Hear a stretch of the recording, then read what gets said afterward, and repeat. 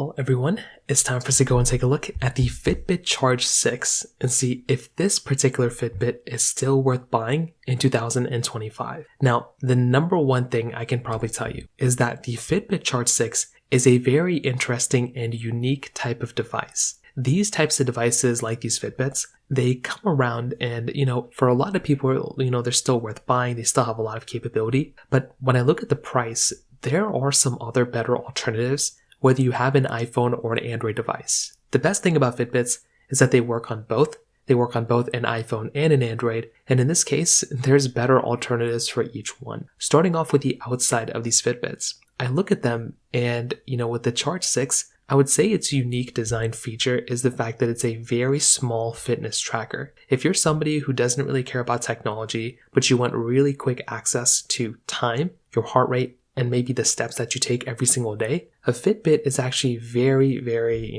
convenient in that sense. Because you can go through and see your heart rate, you can check your steps, and you can check your time and maybe some other information right within the Fitbit's home screen. Now, it's really tailored for that fitness, side of things, which is really convenient. But the big thing you're going to have to remember is that there's not really too many features inside of this beyond that. What I mean by that is, if you're somebody who's trying to go through and you're trying to check a lot of your notifications, answer phone calls, things like that, this Fitbit is going to have very limited types of experiences when it comes down to that. So I would tell you from that standpoint, these Fitbits aren't necessarily designed for it. They still give you notifications for calls and texts and all those things. But for broader notifications, it may not be the best thing. I also, when I was setting up my Fitbit, it was giving me a lot of problems for setting it up after I reset it. That was something that was very, very weird. And there's a navigation button on the side that also kind of feels a little bit different. It's a vibration, motor. And if you completely power this Fitbit off or it dies, you kind of have to plug it in order to kind of turn it back on, as far as I can tell. So that right there was another one of those really interesting things kind of going on for this type of device too.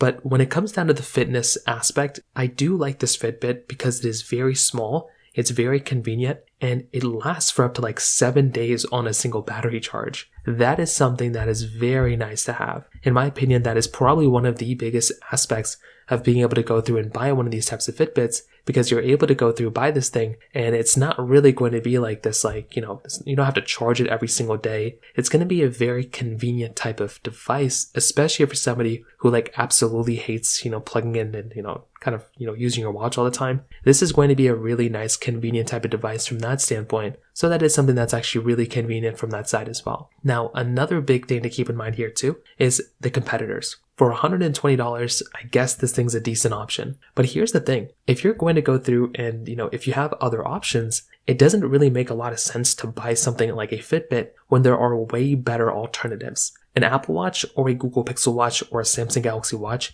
is going to be one of those types of devices that's going to be giving you way better options than these ones. So that is kind of a big thing to keep in mind here, because if you're going to go through and pick up a watch, it would kind of make a lot more sense to go and buy a device that's going to be giving you more capability from that standpoint. And I will probably tell you from that particular situation, it is actually really nice and just a way better experience to buy something like a Galaxy Watch or a Google Pixel Watch or a Samsung Galaxy Watch. So definitely, in my personal opinion, if you have an option here, it would make a lot more sense to go and buy one of those types of devices than this one. So for my personal opinion, that's kind of how I see it. Again, it's not the biggest deal in the world, but if you are about to go through and pick up a device, it does make a lot more sense to buy one of those types of those types of devices than this particular device when it comes down to it. So from that side, that kind of covers it up there for the most part. If you have any other thoughts or questions, please let me know in the comment section below. Hit the like button, that'll mean so much, but definitely hit that subscribe button. More importantly than everything else, I love every single one of you guys. Hopefully I'll catch you guys in the next video. Peace out till then.